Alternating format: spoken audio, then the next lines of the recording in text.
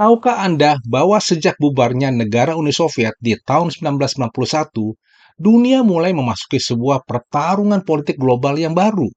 Bahkan menurut pandangan gue, pertarungan politik di negeri kita yang sering ramai dibahas di banyak podcast maupun acara TV dalam 10-an tahun terakhir ini sebenarnya hanyalah perpanjangan dari sebuah pertarungan politik global yang jauh lebih besar antara dua kelompok ideologi untuk mempengaruhi arah kebijakan negara kita.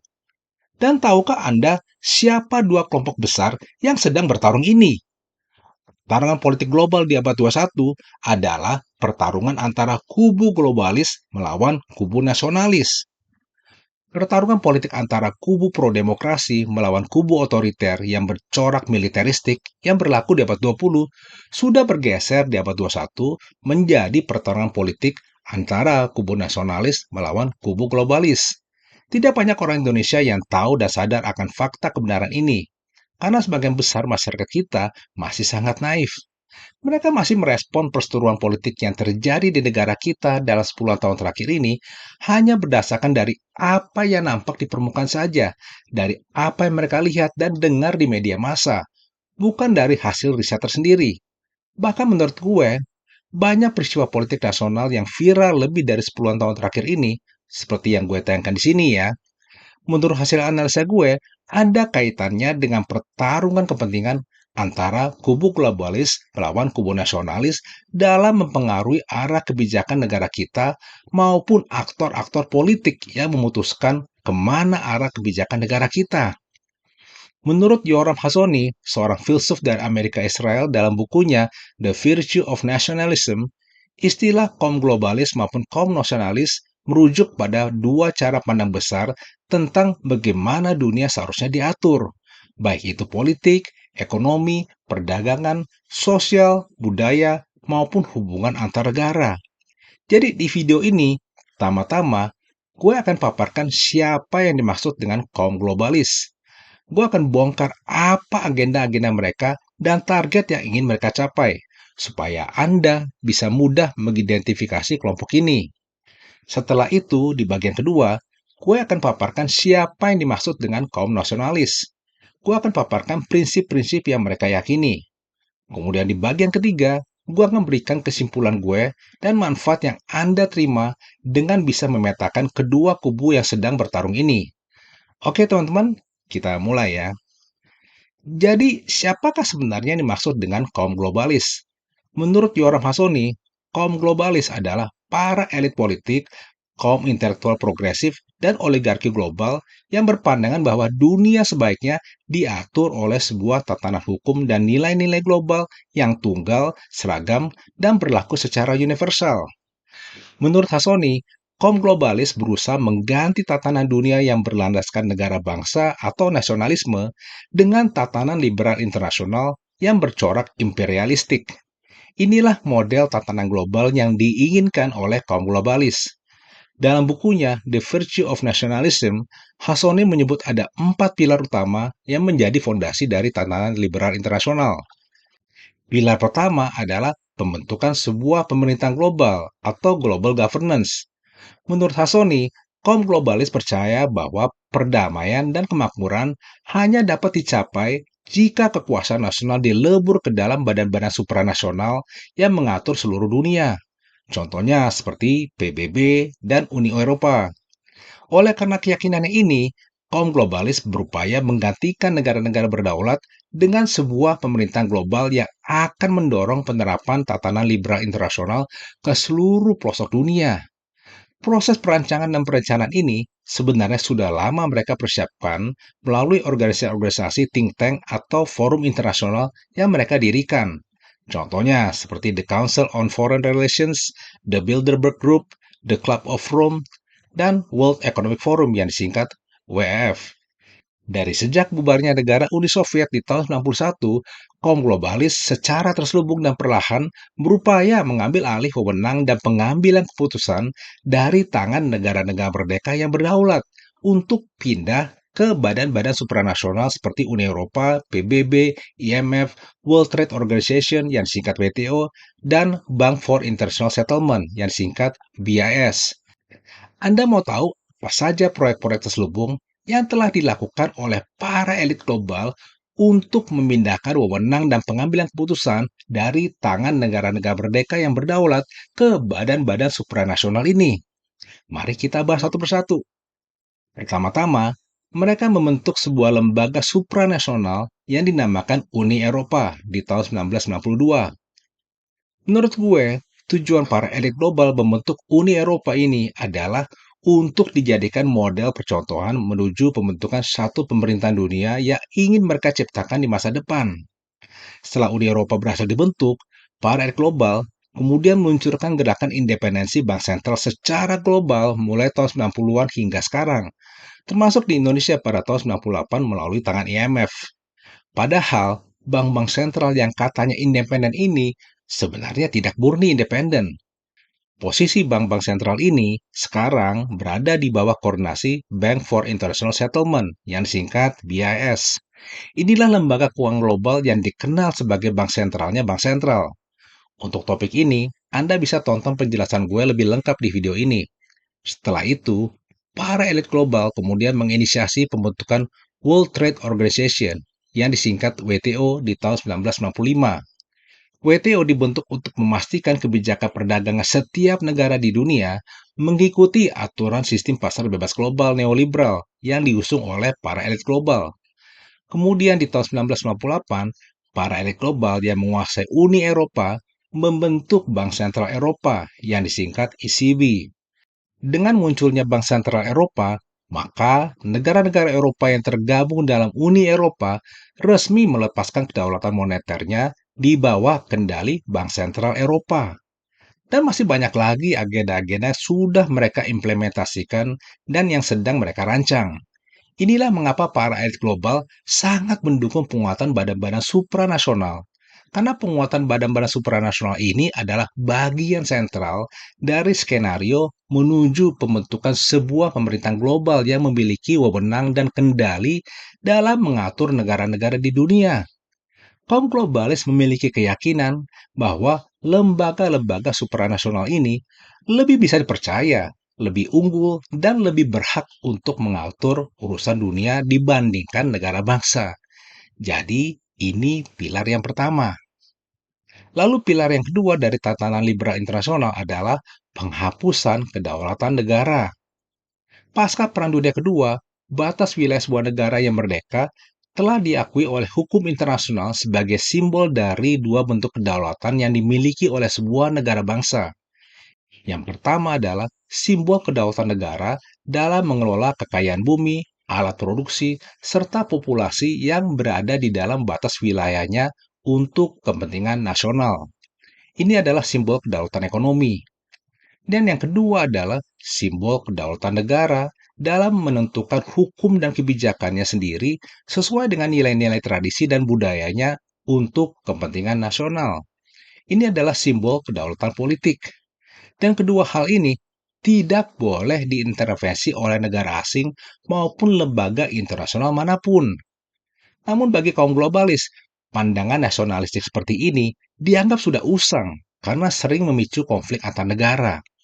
Menurut kaum globalis, seluruh kekayaan bumi, alat produksi, maupun populasi yang berada di wilayah sebuah negara mestinya dikelola bersama untuk kepentingan seluruh masyarakat dunia, bukan hanya untuk kepentingan negara tersebut. Mengapa kaum globalis punya pandangan seperti ini? Karena kaum globalis punya keyakinan jika seluruh kekayaan bumi, alat produksi, dan populasi yang berada di sebuah wilayah negara itu dikelola untuk kepentingan dunia, tidak dibatasi oleh kepentingan nasional masing-masing negara, maka konflik antar negara bisa diminimalkan dan kesejahteraan hidup umat manusia bisa diciptakan. Inilah visi utopia yang ingin dicapai oleh kaum globalis. Dan visi ini tercermin dari kegigihan kaum globalis mendukung penerapan sistem pasar bebas global yang terbuka atau free market globalism oleh seluruh negara di dunia. Jika seluruh negara menerima sistem pasar bebas global, maka para elit global dapat lebih mudah menciptakan sistem integrasi ekonomi dan perdagangan lintas negara tanpa hambatan batas wilayah negara.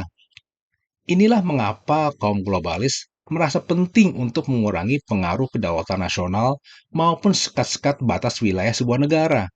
Bahkan jika perlu menurut mereka, dihapus saja itu batas-batas negara untuk membuat penerapan visi integrasi ekonomi dan perdagangan global menjadi lebih efektif. Inilah yang membuat kaum globalis melarang keras negara-negara, terutama negara berkembang, membuat aturan untuk memproteksi pasar domestik. Meskipun tujuannya adalah untuk melindungi pekerja lokal dari dampak negatif arena persaingan di pasar bebas global. Namun dalam prakteknya, upaya para elit global menerapkan pasar bebas global dengan cara mengaburkan batas wilayah antar negara ini sebenarnya punya agenda terselubung. Agenda dari sistem pasar bebas global ini sebenarnya dibuat oleh para elit global untuk menguntungkan posisi perusahaan-perusahaan multinasional dalam berbisnis, karena mempermudah ruang gerak mereka dalam berekspansi, mencari sumber daya dengan cara eksploitatif dan manipulatif, serta mencari tenaga kerja murah dari berbagai belahan dunia. Inilah alasan mengapa para elit global membentuk World Trade Organization atau WTO pada tahun 1995. Bahkan dalam prakteknya, para elit global sering menggunakan lembaga-lembaga internasional seperti WTO maupun IMF sebagai alat politik untuk menekan negara-negara berkembang di dunia yang kaya sumber daya alamnya agar mengikuti aturan perdagangan yang sejalan dengan ideologi dan agenda kepentingan mereka. Negara kita pun pernah mengalami tekanan politik macam ini di tahun 2020. Ketika itu, Uni Eropa menggugat Indonesia ke lembaga WTO karena Presiden Jokowi membuat kebijakan melarang ekspor biji nikel mentah. Alhasil, pada tahun 2022, WTO memenangkan gugatan Uni Eropa. Padahal, keputusan Presiden Jokowi ini adalah keputusan yang sangat logis. Kalau dunia membutuhkan nikel Indonesia, maka nilai tambahnya jangan semuanya lari ke luar negeri dong. Kalau mau nikel kita, bangunlah pabriknya di Indonesia. Inilah yang diinginkan oleh Presiden Jokowi. Peristiwa inilah yang kemudian memicu Presiden Jokowi untuk mulai merintis proyek hilirisasi sumber daya alam kita, supaya rakyat Indonesia bisa menikmati nilai tambah dan cuan yang lebih besar dari hasil olahan kekayaan bumi kita sendiri. Proyek hilirisasi ini kemudian dilanjutkan oleh Presiden Prabowo hingga sekarang. Sekarang kita lanjut ke pilar yang ketiga dari tatanan liberal internasional, yakni hak dan kebebasan individu yang mutlak dan ekstrim. Menurut Hasoni, tatanan liberal internasional bersandar pada sebuah ideologi bahwa legitimasi sebuah negara hanya dianggap sah apabila ada persetujuan individu-individu yang secara sukarela meminta negara tersebut melindungi hak asasi mereka. Tanpa ada kesepakatan ini, keberadaan negara dianggap tidak sah. Jadi dari kacamata kaum globalis, negara itu hanya sekedar alat untuk memenuhi tuntutan dan kepentingan individu mereka. Padahal faktanya, ikatan kesetiaan komunal yang muncul dari institusi tradisional seperti keluarga, suku, agama, budaya, dan adat istiadat sudah terbukti berhasil menjadi perekat utama dalam menciptakan stabilitas sosial selama ribuan tahun jauh sebelum ada negara. Bahkan manusia dari sejak lahir sudah terikat oleh keluarga, suku, komunitas, dan bangsa. Jadi sebenarnya kewajiban kita kepada negara tidak muncul dari kesepakatan tertulis, melainkan dari ikatan kesetiaan dan rasa terima kasih kepada generasi sebelumnya. Hal inilah yang sepertinya diabaikan oleh kaum globalis, karena mereka terlalu fokus pada hak dan kebebasan individu yang egoistik. Tapi Anda tahu nggak kira-kira apa sebenarnya tujuan para elit global ini mencuci otak masyarakat dunia untuk menganut model kebebasan individu yang terlalu egoistik semacam ini?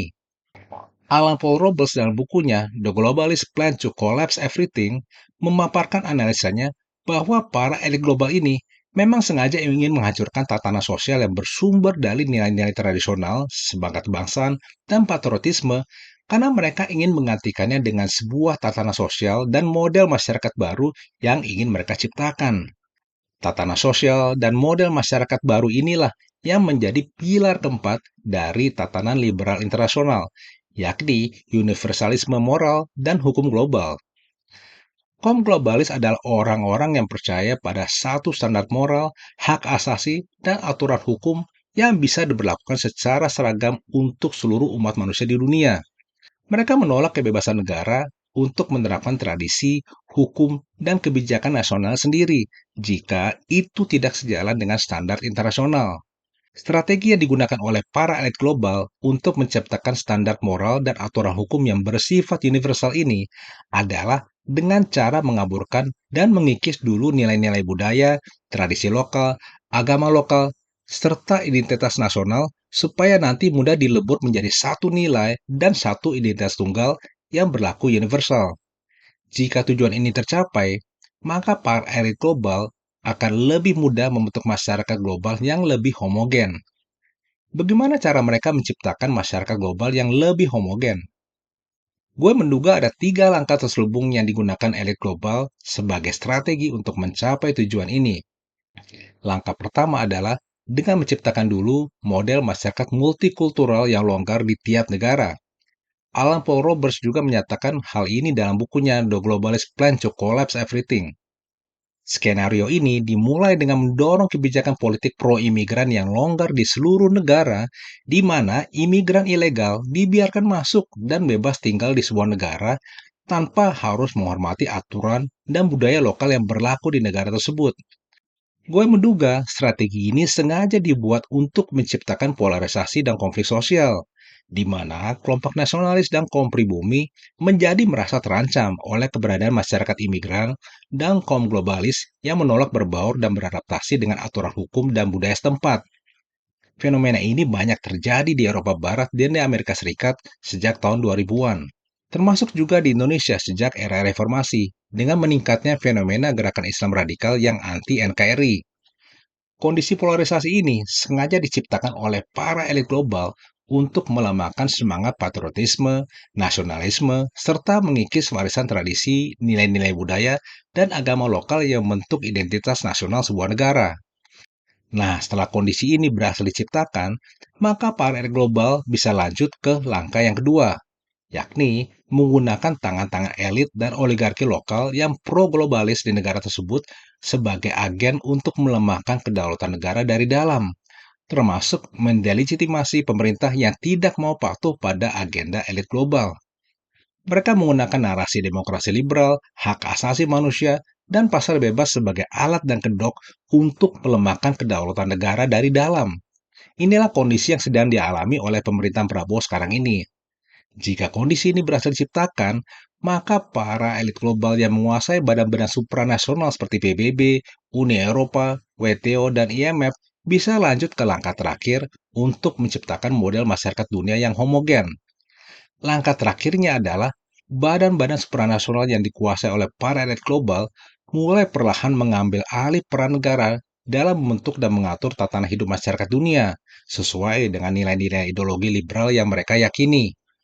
Pada titik inilah, para elit global bisa membuat produk-produk hukum yang terkait dengan hak asasi manusia dan nilai-nilai moral versi Barat yang liberal untuk dijadikan standar dan aturan hukum yang wajib diterapkan oleh seluruh negara di dunia. Jadi teman-teman, inilah cara kita bisa mengidentifikasi orang-orang yang masuk dalam kategori kaum globalis melalui agenda-agenda yang mereka kerjakan selama ini dan target yang ingin mereka capai. Lalu sekarang bagaimana cara kita bisa mengidentifikasi kaum nasionalis? Apa saja prinsip-prinsip yang mereka yakini? Menurut Yoram Hasoni, kaum nasionalis percaya pada prinsip bahwa dunia yang terbaik adalah tatanan global yang terdiri dari negara bangsa yang berdaulat dan independen, yang berjalan dengan nilai-nilai, identitas, dan budayanya masing-masing. Kaum nasionalis berkeyakinan bahwa keberagaman antar bangsa sebagai sesuatu yang alami dan baik, dan upaya terbaik untuk bisa melestarikan keberagaman tradisi, budaya, dan agama lokal yang dimiliki oleh masing-masing bangsa adalah dengan menjaga dan mempertahankan kedaulatan nasional masing-masing negara. Dan salah satu cara untuk mempertahankan kedaulatan negara adalah dengan menjaga batas wilayah negara dari ancaman campur tangan asing. Jadi bagi kaum nasionalis, cara terbaik untuk meminimalkan konflik antar bangsa adalah jika tiap negara bisa saling menghargai keberaneka-ragaman tradisi, budaya, dan agama lokal yang membentuk identitas nasional negara tersebut. Maka menurut kaum nasionalis, penegakan hak asasi manusia dan demokrasi di tiap negara pun tidak bisa diseragamkan begitu saja, karena harus disesuaikan dengan budaya, karakter manusia, dan kondisi di masing-masing negara yang berbeda. Jadi dari sudut pandang kaum nasionalis, upaya untuk saling menghormati kemerdekaan dan kedaulatan negara justru malah akan menciptakan stabilitas dan keseimbangan kekuatan antar negara di dunia. Ini prinsip yang pertama. Lalu prinsip yang kedua adalah kaum nasionalis juga percaya bahwa tiap negara mesti menghormati kemerdekaan dan kedaulatan negara lain dalam melakukan tata kelola politik dan ekonominya secara mandiri untuk bisa menjadi bangsa yang maju. Artinya, tiap negara sebaiknya tidak mencampuri urusan domestik negara lain dalam menentukan arah kebijakan politik dan ekonominya. Inilah mengapa kaum nasionalis berpandangan bahwa tiap negara memiliki hak dan kewajiban untuk melindungi pasar domestik dan tata kelola ekonominya dari dampak negatif arena persaingan di pasar bebas global. Bagi kaum nasionalis, sektor ekonomi bukan hanya sekedar pasar, tapi bagian utama dalam menjaga dan mempertahankan kedaulatan nasional. Pandangan inilah yang justru ditentang keras oleh para elit global yang ingin menciptakan visi integrasi ekonomi dan politik global berdasarkan agenda kepentingan mereka. Jadi teman-teman, inilah cara kita bisa mengidentifikasi kaum nasionalis melalui prinsip-prinsip yang mereka yakini. Nah, setelah gua jabarkan bagaimana visi, cara pandang, dan agenda dari kubu globalis maupun kubu nasionalis, apa yang bisa Anda simpulkan? Di sini Anda bisa melihat betapa bertolak belakangnya visi dan cara pandang antara kedua kubu besar ini dalam memahami cara dunia bekerja dan dunia macam apa yang ingin mereka wujudkan. Perbedaan visi, cara pandang, dan agenda yang sangat mencolok antar kedua kubu ini kemudian menimbulkan benturan besar dalam geopolitik maupun peradaban dunia di abad 21. Keyakinan kaum globalis bahwa kemajuan dan perdamaian dunia bisa tercapai melalui upaya penyeragaman nilai-nilai maupun sistem kehidupan di seluruh pelosok dunia membuat kaum globalis dituduh sedang berupaya melakukan gerakan imperialisme baru oleh kaum nasionalis. Bagi kaum nasionalis, gerakan imperialisme baru oleh kaum globalis ini dilihat sebagai sebuah ancaman eksistensial terhadap nilai-nilai tradisional dan nasionalisme. Jadi teman-teman, inilah cara Anda bisa memetakan dua kubu besar di dunia yang sedang bertarung di abad 21. Semoga dengan Anda bisa mengidentifikasi cara pandang orang-orang di kedua kubu ini. Bagi Anda yang masih mencintai negara ini, Anda akan menjadi lebih sadar dan lebih waspada dalam merespon isu-isu sosial, politik, dan ekonomi yang terjadi di negeri kita.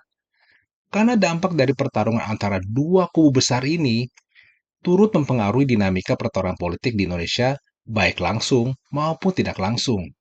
Dan kondisi ini membuat apa yang nampak di permukaan, apa yang Anda lihat dan dengar di berbagai media massa yang membuat Anda percaya pada informasi tersebut, bisa saja ternyata hanyalah kedok untuk mengelabui Anda dari agenda terselubung yang sebenarnya sedang dikerjakan oleh para elit global.